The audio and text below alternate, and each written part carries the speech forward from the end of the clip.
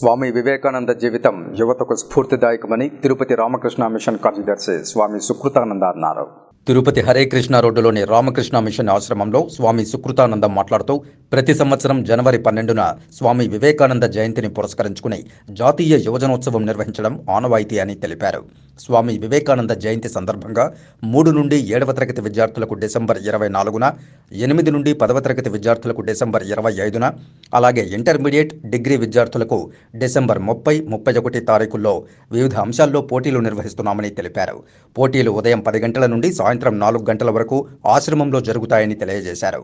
పోటీల్లో విజేతలకు జనవరి 12న స్వామి వివేకానంద జయంతి నాడు బహుమతుల ప్రదానోత్సవం ఉంటుందని తెలియజేశారు. అలాగే జనవరి 1న కల్పతరు దినోత్సవం, జనవరి 3వ తేదీన శారదామాత 171వ జయంతిని కూడా ఆశ్రమంలో నిర్వహిస్తున్నామని తిరుపతి రామకృష్ణ మిషన్ కార్యదర్శి స్వామి సుకృతానంద తెలియజేశారు.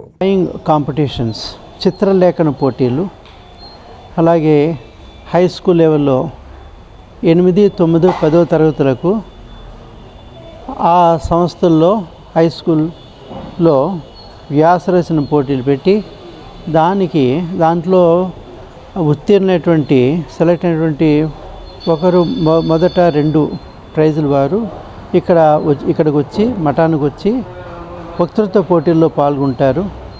వారికి అలాగే ఇంటర్మీడియట్ లెవెల్లో కూడా మేము ఈ పోటీలు కండక్ట్ చేస్తున్నాం. వ్యాసరచన పోటీలు వాళ్ళ సంస్థల్లో ఎడ్యుకేషనల్ ఇన్స్టిట్యూషన్లో చేసిన తర్వాత మనకి ఇక్కడికి వచ్చి వక్తృత్వ పోటీల్లో పాల్గొంటారు. విజేతలకు మొదటి బహుమతి, 2వ బహుమతి, 3వ బహుమతి, 2 కన్సలేషన్ బహుమతులు కూడా ఇస్తాం. జనవరి 12 ప్రతి సంవత్సరం మనం ఇక్కడ జరుపుకుంటున్నాం.